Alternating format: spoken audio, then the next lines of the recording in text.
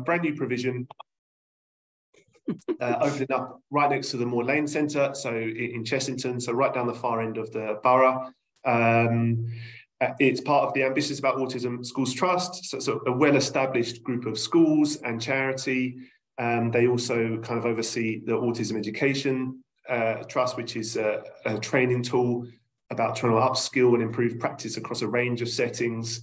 And they have a wide kind of remit and very much an organisation about trying to change wider policy and wider kind of approaches and understanding of autism. So if you're someone who's active on social media, on Twitter, Instagram, or follows the news, you'll see that Ambitious as an organisation is a pretty proactive one. I think first question to cover off, yes, we're all aware that historically when Treehouse, which is the sort of starting school, was founded by a group of parents, that was one that was built on a methodology of ABA. That's no longer how Treehouse chooses to operate, and that's certainly not how Spring plans to operate. So I know it's a question that's come up fairly frequently, so we can just cover that one off now.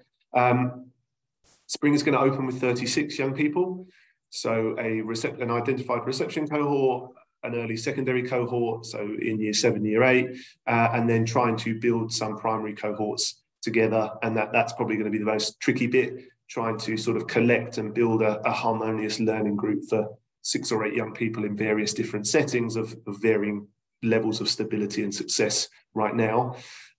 It will then grow over about 5 or 6 years to 100, maybe slightly over that. With the remit that we've agreed with the DFEs, it would take from sort of age 5 all the way through to 19. Broadly, what I've been saying to anybody that asks is if a young person needs to be at Spring, given the presentation, and I'll come on to that in a second, beyond post-16, then something's occurred in their life. Could be at school, could be at home, where really as professionals, we need to look at that and think, how have we not prepared them for the next level of education, for that next step? That's not to say someone can't stay beyond that age marker, but really the plan would be to work towards someone in and around the age of 16, gaining national qualifications, GCSEs, entry-level qualifications, kind of in core areas, because we know those are the gateways. So maths, English, computing, but then also trying to harness areas of strength, areas of interest, and trying to gain qualifications or areas that we believe will lead to meaningful employment for that young person. And I think that sort of Spring's overarching commitment is we want 100% of leavers to either be going on to a suitable further education course or entering into the workplace. So a fairly ambitious target, but that definitely is the target. A lot of people have asked where those transition points might be. We don't know yet, and that's an exercise in finding those over the next 4 to 5 years, and I think also contributing to the broader debate locally and nationally about the paucity of options and outcomes for autistic adults. I'm really working on that. In terms of the cohort, broadly speaking, we are looking to admit young people who have a diagnosis of autism, and that is their primary need. We accept that there may be a whole range of other diagnostic needs, and we can account for that and cater to that accordingly. But primarily, it's for young people where autism is overarching what's kind of preventing them from, essentially remaining in mainstream school. We plan that most learners will be able to access a broadly mainstream curriculum. So whether that's the national curriculum, whether that's those GCSE or entry-level qualification pathways. And the rationale for them not being able to do that at the moment is that autism is the barrier. It's causing, and that may come out in a range of different kind of presentations. And I've been spending a lot of time in schools in and around Kingston over the past 3 weeks. And I think commonly what I'm seeing is young people who find the environmental and social demands of the environment too challenging, too overwhelming, and really are experiencing fairly pervasive and inhibiting anxiety on a day-to-day basis. And that's what's preventing them from thriving and really achieving in school. And so the rationale for Spring is that with class sizes of 6 to 8, with a specially built environment, with a reduction in the transition between teaching staff, particularly at secondary, with our kind of knowledge and experience of autism, that we can mitigate against some of those social or environmental challenges and provide an environment in which we can help a young person develop skills to manage them independently, and that will then allow them to thrive and access that really rigorous academic curriculum. And I think it's worth noting as well that Spring is very much, I'm very much interested in a social curriculum as much as I am an academic one. And it really is about preparing young people for the world outside of school. We can make school very controlled, very consistent, and very positive, but we know that whilst we might not like it to be that way and we remain aspirational about how it might change, society in the world isn't necessarily geared that way. And so I want learners to leave who have self-worth and self-valuation. They see themselves positively, they know what their strengths are, they know what their interests are, but crucially, they're able to advocate for where they might need support, what they might need to really thrive and connect in an environment. And that's kind of it. Building's on track. We plan to open in September. So really, I guess the rest of the time is to try and answer any kind of specific questions that people might have about the school. Thank you, Andy. Sorry, I missed the beginning. Where is it located? So it's located in Chessington, which is in the Royal Borough of Kingston. I can see a question. Yes, so we are only able to admit young people with an educational healthcare plan and with that formal diagnosis of autism. I have no control over either of those two systems. And I think there's lots of parents on here that would probably argue that those systems are quite challenging to engage with and lengthy and not helpful and not supportive. I get all of that, and that's where the wider charity part of Ambitious fights that battle every day. So I think the reality, without wanting to sound overly pessimistic, is that's quite the idea that you could move and get a place quickly probably is unlikely, and that's the same wherever you move to, because we are talking, the level of need for specialist placement nationally and locally is far beyond what is available. And even with the opening of Spring, I think those on the call who live locally as parents will know Spring is part of the solution, but not the solution to this ever-growing challenge. So I think it's the right idea. And I've worked with lots of families and other local authorities that have relocated. It is the right idea to try and relocate somewhere where you think that's a school you might like your young person to attend, but it by no means would I predict it will be a quick or seamless process. It will be one that takes some time. I've got the next question there. So yeah, I think so. Obviously, that terminology we accept. That terminology of Asperger is a historic one that people may use to characterize an autistic young person. As an organization, we don't, and that's broadly reflective of changes in diagnostic criteria. And also, we also try and avoid talking about high functioning or a high performer, because we accept that may not be, you may be very academically competent if we want to use those markers, but that doesn't necessarily mean you are able to function really well at life. And so we find all that terminology can be misleading.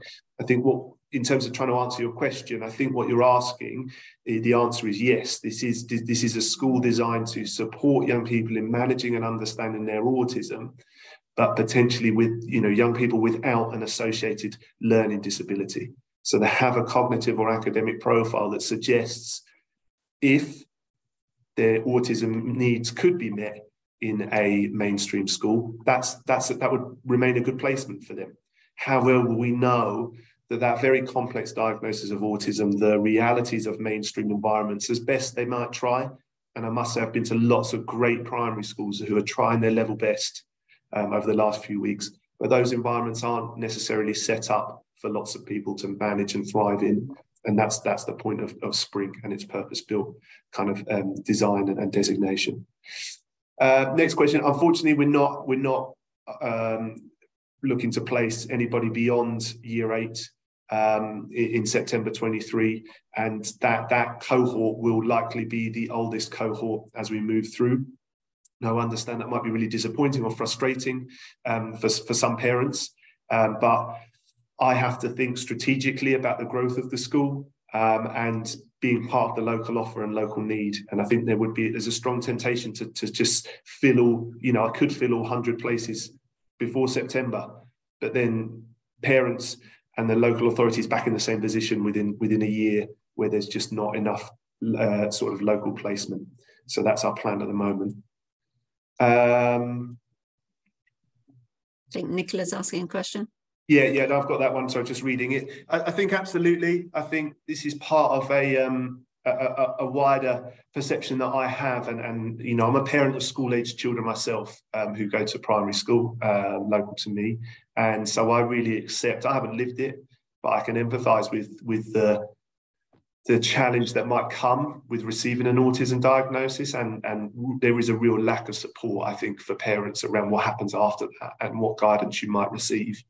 And I do think that lots of parents, you know, quite often, rightly so, in mainstream schools enter into a process of certainly the beginning phases of mainstream of, well, let's give it a go, let's try. And it does go reasonably successful for a period of time. But as that young person continues to develop and their peers around them continue to develop, quite often we see a breakdown in placement, we see things become ever more challenging. So I would advise anybody who, even if you think it is going well at the moment, to really think really carefully long term about where you might see your young person. And that can be really difficult. You know, someone was talking to me, I've got a son in year 3, and someone said to me, have you thought about where they're going to go to secondary school? And I said, I'm giving it the faintest of thoughts. And they're responsible. They were surprised by that. They were surprised as someone working in the sector that I wasn't already thinking about that. And my responses are twofold. Number one, you know, this is a different process you're going through to the one I'll likely go through, and schools change. Also, I think it is hard. It's hard to look beyond where your young person might be. But also, I think as experience as a school leader in you know, a range of SEN, predominantly autism-specific schools, most parents I speak to, when their young person is 16, 18, they say it came about in a flash. It seems like only yesterday they were 4 or 5 years old and that diagnosis was being received. So I would really urge any parent to really think about, where do they think their young person will be at 18, at 16? How do they think that transition to secondary might go?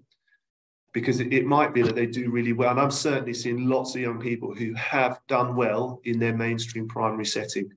But mainstream primaries are very different to mainstream secondaries, and the challenges are hugely different. And that transition, that step is huge for all young people. And I think, again, having spent lots of time now all over London with young people transitioning from primary to secondary, it's a really difficult challenge to overcome for a vast majority of autistic young people, however successful mainstream primary might have been. The second part of the question, yeah, absolutely. I mean, I think, as you can probably expect, I've been inundated with requests for placement and paperwork. There are lots that, you know, I do a lot of filtering on the paperwork initially, and I'm working quite hard with AFC to plead with them to send me very relevant and updated paperwork. I think there'll be people on the call that understand this as well. As parents, it can be frustrating that quite often the paperwork that's associated with your young person is not reflective of who they are, and it's outdated. It's very heavily focused on what they can't do, because that's the system, that's how you access services, with very little on what they can. So I do an initial filter. I then go back to them and I'll indicate, and anybody I consider viable, I will go and observe. I'm not prepared to admit anybody into the school who I haven't seen. And that's because I need to be able to get an understanding of how they function in a familiar setting. I need to speak to professionals. And then once I've done that, and once sort of I've indicated who I think I could place, the next step for me will be then speaking to all those families, so they really understand what Spring is about, what I'm about, beyond these kind of more general conversations that I have broadly with parents. I've got a question there about non-verbal children. I think that the language descriptors for us, certainly anybody beyond the reception class, we would expect them to be broadly a verbal communicator. Now, that's just that means many things to many different people, and so each case on its individual merit. But we would expect sort of functional use of language and verbal communication, because otherwise I think it would be challenging for them to keep up with the predicted curriculum we'll have towards the end of primary and secondary. Within the reception group, we accept that there might be some young people who are still on a pathway to fully verbal communication, but that needs to be each case reviewed on its own individual merit. And so it is a slight marker for me about appropriateness of kind of placement, but like I say, it's each case on its own individual merit. Could I just ask a question? I'm so sorry I was late to it's been one of those mornings, so I missed your introduction, so I apologise if you've covered it, but my daughter is diagnosed autistic but does have additional needs, such as dyslexia. Are you saying that your literal focus is just autism, nothing else as well? No, not at all. I think that essentially autism is what we know and what we do.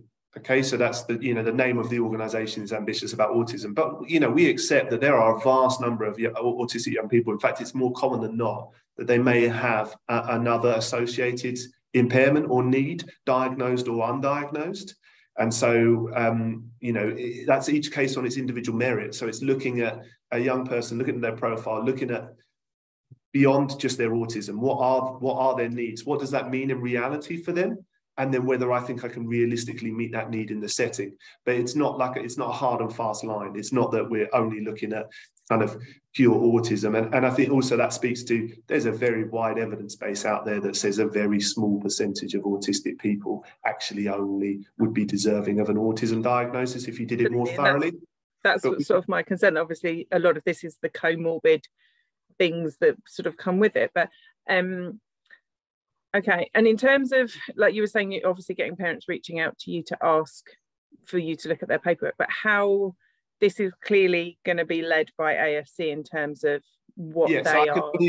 I can only admit somebody through a consultation from the local authority. So what I've said I will do is if you really, as a parent, if you want sort of a steer, by all means, you can contact our admissions team. You can share whatever paperwork you have with them. They'll send it to me and I will have a look and I'll give some advice. But then really it's up to you as individual families. And I know I only wish the system could be better. And I know as well, you spend hours fighting for what you believe and what you are entitled to. It is going to be a case of pestering your caseworker, ringing them, saying, have you sent the consultation? It's my parental preference. Have you heard anything from them? And at the moment, there isn't, certainly within AFC, there doesn't seem to be a better way of doing it. So yeah, all placements will come through direct consultation from a local authority. Andy, can I just add to Victoria's question there? I think maybe a lot of parents would be kind of querying. We understand that there's, if somebody has autism, that they've often got a lot of added, other diagnoses as such. But I think my main question, was also quite a while ago about, are you going to have any specialist dyslexic teachers within your school? It's not within our current recruiting and staffing model, because like I say, that's not what we do. That's not our areas of expertise. But for example, if there's a young person who we feel we can meet their needs, their primary need is autism, I say yes, but there's specificity in their plan about needing specific delivery from someone with explicit training and knowledge around dyslexia. Then we are legally obliged to put that in place. And so we would find the mechanisms. But at this point, we don't plan to kind of employ specialist staff along more of a kind of a mixed model, kind of special needs school that you might find, or a speech and language communication needs school, where you very likely would have teachers with very specialist training and experience around dyslexia, because that's not what Ambitious About Autism does. What we do is autism. And so at the moment, no. But if I had a cohort of young people who need that specialist teacher input, and I felt I could meet their needs off the grounds that autism is their primary and diagnosis and need, then yes, we would look to have that mechanism in place. Does that answer the question?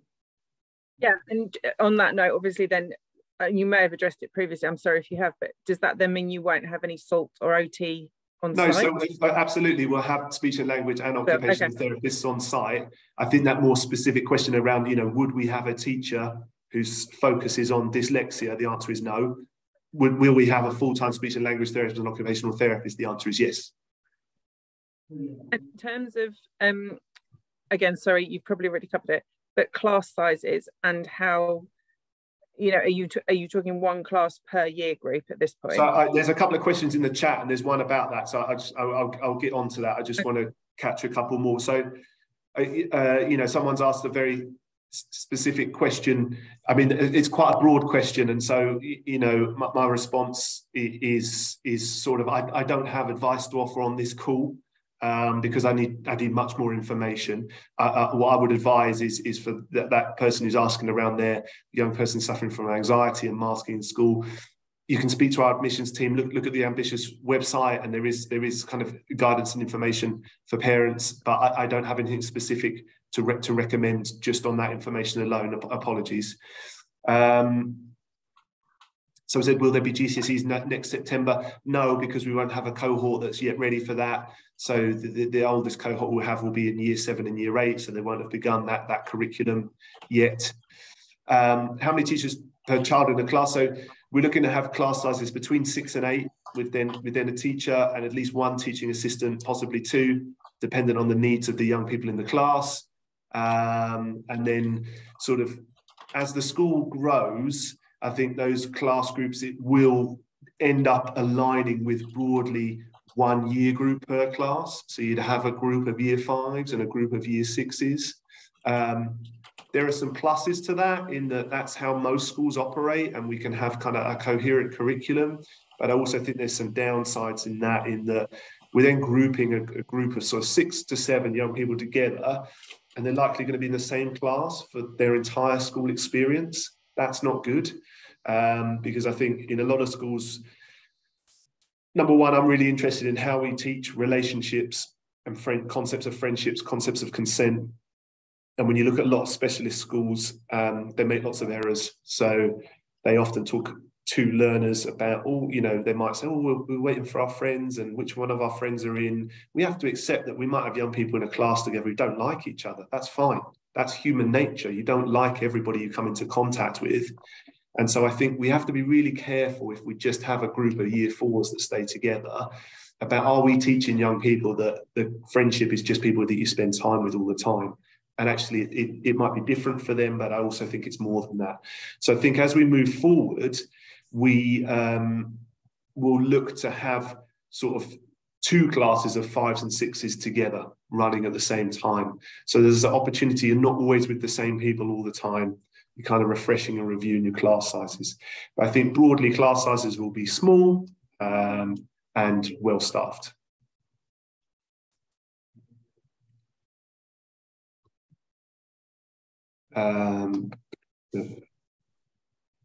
I think in terms of just that question there from Stephen, that's a conversation that you need to have with AFC and with your caseworker. I mean, I would hope that most of the admissions for the school will have been determined by the end of January, middle of February at the latest. And certainly I'm in the midst of going through the consultation process for a large number of young people. I think, you know, that's a case of speaking with your caseworker, who should have some indication of where that consultation for that Richmond special school should be at, whether there is the reality to consider other provision and what you might do. So they would be the best port of call to answer that.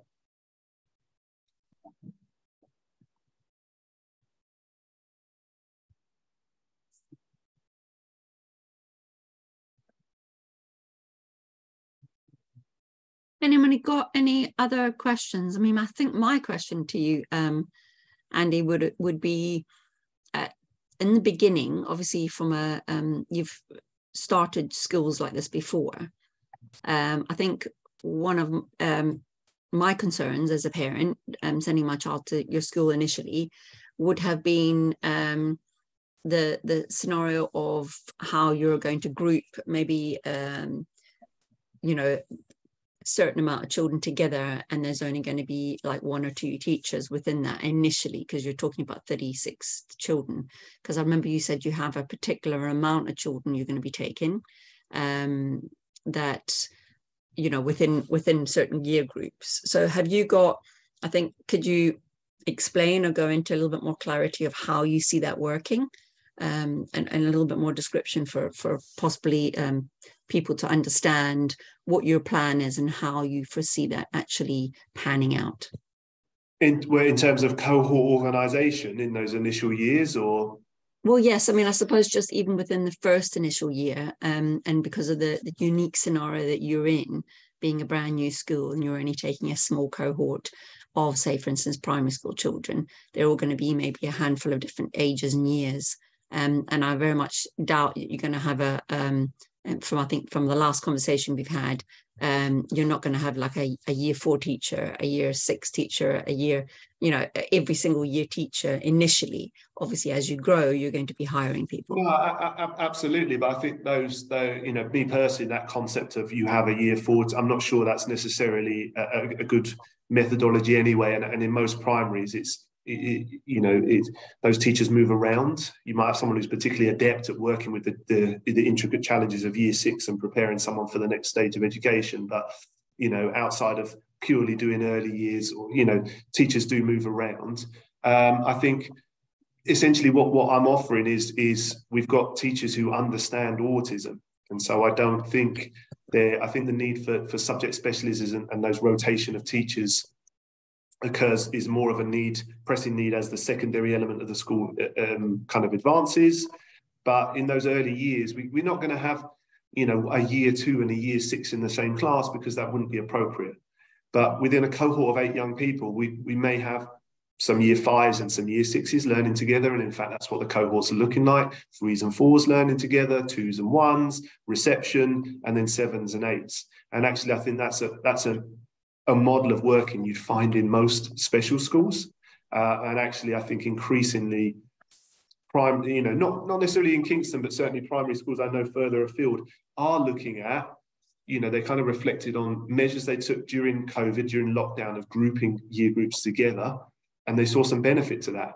They saw some benefit to not just you're in year 3 and now you're in year 4, because it's more learning is more fluid than that. I think we create these fairly arbitrary demarcations based on, number one, a year that doesn't match up with the calendar year anyway. I don't know whose idea that was.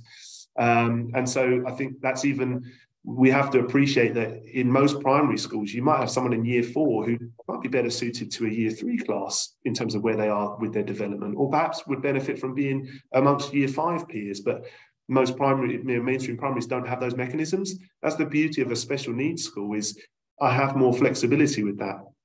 And so I think those cohorts that we build will very much be looking at the individual presentations of those learners, looking at them broadly on their age, because we have to, and then trying to build a cohort that works together. And then not having this is our year 5 teacher, this is our year, let's find the best teacher that I have at my disposal for that group and the needs of that group. So it might be that it's a group of learners that are really quite passive, and they need someone really exciting who's going to draw things out of them. It's going to be the most interesting thing in the room. I can do that. I wouldn't say it's my real forte as a classroom practitioner. I'm one who's much more for, you're going to get those cohorts that are quite lively, that need someone who's very stoic, who's very calm, very consistent. That's me. That's the classes that I'm good at teaching. And so spring will be an exercise in putting that all together. Do I know what that looks like right now? No, because I haven't recruited all my staff yet, and I'm going through that journey. I think what I would say is, some of the class, not all the teaching is going to be from the same teacher. The PE teaching, music teaching, some computing teaching. We're looking to recruit specialists as well that can deliver and help shape a curriculum across a school.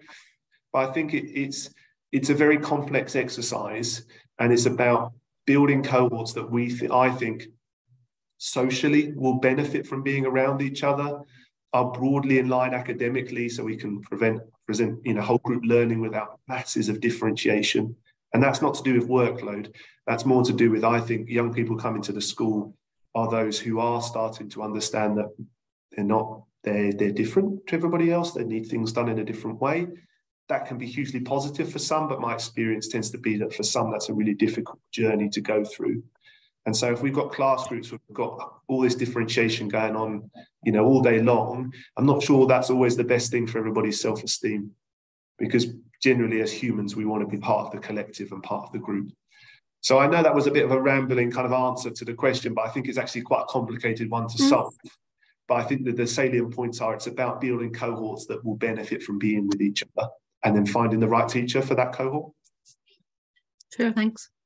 Following on from that, so in terms of obviously it's not year groups as such, but will the children move around between classrooms, or are they sort of more focused in staying in one room and then the teachers coming in and out?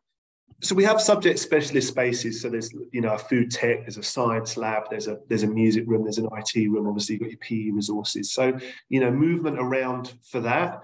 But certainly, given we're taking broadly a primary cohort, much more of a primary model, where most of your learning is in a consistent environment with a consistent member of staff. Again, and that's speaking to, what we know of autism. I'm not autistic, so I can only empathise, but it's commonly accepted that transition and change is difficult. So it would make sense to try and reduce the amount of transitions and changes within a given day to reduce the anxiety that's associated with that. So that would be the rationale there. Sorry, what was your ratio of staff to pupils within those groups? I think so. Someone's got, I mean, the sort of question around when, having a 23, 24, I don't have an answer right now. Obviously, we have a plan for growth, but for September, are you talking one teacher, one LA in the room, or is it a higher ratio? I'll come back to that, Victoria. Just a question I'm picking up in the chat. So at the moment, I'm not, whilst I don't have it to hand. We have a planned number, so just a growth number. I don't know what year groups that might be in 2024. That's really hard for me to predict because it's dependent on who comes in 2023 and what those cohorts look like. What I would say is the likelihood of accepting someone in year 9 in 2024 is minimal because I'll already have that early secondary group. And the reality is that's where the most pressure to place is at the moment. Because as I said earlier in the call, we've got lots of young people who have been able to do well in mainstream primary, but that leap to mainstream secondary is going to be too great. And so there's a real need to find appropriate placement for them. Sorry, your question, Victoria, was around cohorts. It's looking at the needs of each individual class. So it was around ratios? Yeah, so student-teacher ratios? Yeah. The broad ratio is that for a group of between 6 and 8, we'd have one teacher and one teaching assistant. That might be 2. In the reception, very early stage of the school, that might be 3. I think anything more than that. And if certainly, and this comes back to each case on its individual merit, lots of the young people I'm assessing, they need 1-to-1 right now to manage the environment they're in. I don't predict they need that spring because we're able to mitigate against lots of the challenges they experience in mainstream. It's not that I wouldn't accept someone that required 1-to-1 support at spring. But if they really still need 1-to-1 support in a very specialist, catered for environment, then maybe spring might not be the right placement for them. So it's trying to have responsive staff ratios, but not really heavy duty staff ratios. I think maybe in I suppose in your defense, you're not really going to know that until the time comes. I mean, obviously initially, like you said, you've got an idea in mind of the class amount and how many teachers you're going to have in each class. But obviously, depending on the profile of the children that you have and how they present, and absolutely, and that's going to change over time sometimes. Of course, and that's about responsive staffing as much as predictive staffing. What I would say is obviously none of you on this call know me. I've been doing this for a while and I'm good at what I do. So I think I am good at making good judgments on what a young person might need in what I know spring will be. Can I ask a quick question? So again, for a parent maybe that's hoping to get their child into your school, transitions, like you say, is quite important. So because you don't have the bricks and mortar ready as such until that last minute, and fingers crossed that your build will go to time. Have you got any plans how the transition's going to work in a sense where they're going to be somewhere else first for a while before they start with you September? So in an ideal world, no, they're not going to access another site and the school will be ready in September. I think broadly what we plan is that I would want every parent to visit the site independent of their young person, to be comfortable with it, to meet key staff, to walk around it, to really trust that they're happy to send their young person into the environment. Then following that, I'd want a family or a key person and that young person to visit the site under the same exercise.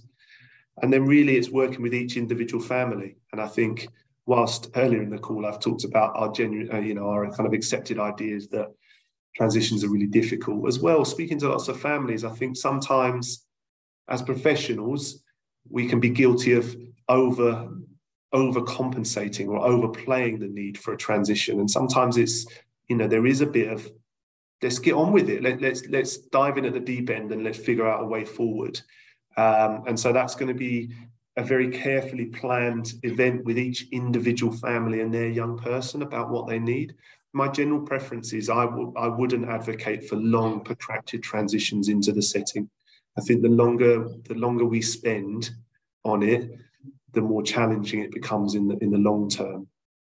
And I think I'm all for, let's give it a go.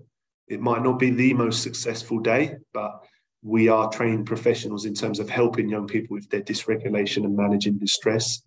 I think I can say to every parent on the call, you're not going to get a call from me saying you need to come and pick your child up, which I know is an experience that parents go through fairly frequently. And we'll be there, and we'll figure out a way forward. What we will be doing is, once we've kind of aligned all of those placements, we know who those are, is we will be putting together kind of materials, and my hope is we're going to have a little video of the site and materials, videos, booklets that you can present and look at with your young person before September, so that some work around some familiarity can be done. So, sorry, could I ask a question? I'm the one that you couldn't help with, the broad question. But I was going to ask first about the EHCP. Apologies if it's obvious, but are you looking for EHCPs? Can someone still join the school if they don't? No, we're only able to admit if they have an educational health. Oh, okay, I see. Yes. Well, we applied. It's been rejected, so now we are in the process of appealing. Okay. Yeah, Vlad, I don't know if I'm saying your name correctly. From what I know, that there is a handful of schools that will accept children without EHCPs with special needs, but they're normally independent schools. Unfortunately, that's one of those ones that's tied up in funding streams. So we are not an independent school. All of our funding comes through either national or local government. And so we need that EHCP to guarantee those funding streams for us to operate. I see. Yeah, that makes sense. I mean, my son is on mainstream. He's autistic. He's got lots of sensory difficulties that makes him difficult for him. So he's okay academically, but a lot of anxiety going to school in the mornings, in the evenings, going to sleep. But he masks just to blend in, I believe, with the other kids. They will do. I am thinking maybe he will benefit more from a smaller school, because the school he's in is really busy. They've got 3 year groups for each year. Sure, and I think, I'm sorry, I'm conscious of my time. That's a common profile. That profile matches the vast majority of the consultations I've received to this point about those young people broadly. That whilst autism is their diagnosis and their primary need, how that is experienced is kind of pretty much just pervasive anxiety on a day-to-day basis. And, again, seeing lots of young people like your situation where they are able to mask, they are able to cope in school, but the pressure and the drain and the strain that puts on them means that home environments become very challenging.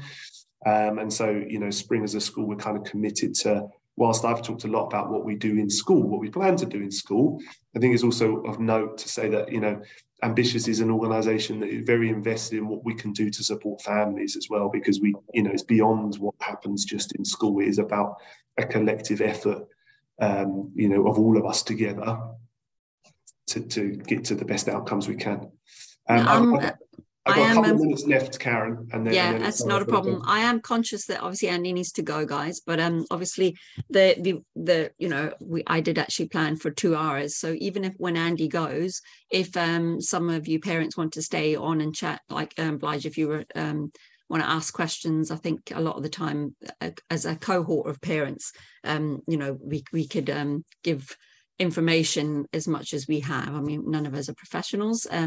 But like I say, Kingston Parent Care Forum is really here to share you know, share among parents, and that's one of the reasons why I'm a part of it. So sorry, Andy. So if anybody got any burning questions left for Andy? Can I just ask quickly about uniform? Will it be a uniformed school?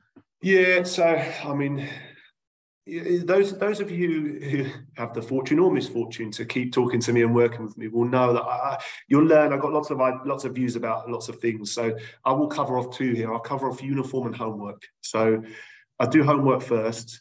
There's a wide body of evidence that tells us that homework makes no difference to outcomes for any young person. In fact, it just creates barriers and frictions at home and at school. So will Spring do homework? No. If you want homework as a family, fine, we'll make that accommodation. If you believe that it's vital to your child's learning, we'll put it in place. The other reason why I often get that request from parents is it helps with structuring evenings. You might have other siblings that are doing homework, you want that consistency, we'll do it. But it won't be a school that provides homework routinely, because I know the challenges associated with that. Same really goes for uniform. Uniform's available, it will look lovely. We work with a supplier that does their best to understand some of the sensory needs of our students and what type of materials might be required. But there's no requirement for a young person to wear it. I think what I would be encouraging in terms of wearing it is wear it so that you have a sense of community and pride in your school. That's the rationale for wearing it. But if it's too much for you, then fine. And what I would hope we'd move towards is an environment where a young person could come to me in my office or wherever, not in a confrontational way, but be able to talk to me about why they can't wear it. So they know, they have an understanding of what, for whatever reason, wearing uniform, what that does for them and why they need it to be different. And that would be without question or without judgment. But I think it's a really interesting way to support someone in understanding what their needs are, and then being able to communicate their needs to other people about why they have to wear a different type of shoe. Because as much as, this was an earlier point that maybe you missed, Victoria, as much as I'd hope that anybody could wear whatever they want in society and we'd all be okay with that, we know that's not the case. So I think, yeah. So you're talking about primarily primary school children. And for me, my priority would be my child getting into a learning environment, being able to concentrate in the class when they're there. If that means they have to do that in a pair of tracksuit bottoms, then that's what I would hope that the school will be accommodating of, because actually uniform isn't really important at primary level. Yes, maybe when they start to get a bit older and they start to understand, but from a child who's had extreme sensory issues, she's now at sort of early teens able to wear uniform. There's no way she would have been able to get into school in a uniform in primary. So I think, sorry, yes, for I clarity, understand. There's no expectation that people would wear uniform. My broader point was, as they get older, I would hope to, on that path of self-advocacy, have those conversations with that young person about what it is about the uniform that's challenging for them, why it needs to be different. But I think expecting a 5-year-old to be able to... No, you've misunderstood my point. I wouldn't expect a 5-year-old to have that conversation with me. You didn't make that clear. You said you would expect the child to come and talk to you about it. Well, apologies. Obviously, it was for much older students with those kind of... Okay, thank you. That's skills. Really good to hear, because I think it's definitely accommodation that makes a huge difference for a lot of these kids, and can be the difference between them accessing education and not being able to access it. So if you can be accommodating of that, then that's fabulous. Absolutely. Karen, was there anything you want to cover off before I drop off the call? No, I don't think so. I think we've had a good couple of questions that covering most of the kind of overall questions that most people have. Thank you so much for your time. And all the very best of luck for Spring School. I'm looking forward to coming to see it eventually one day.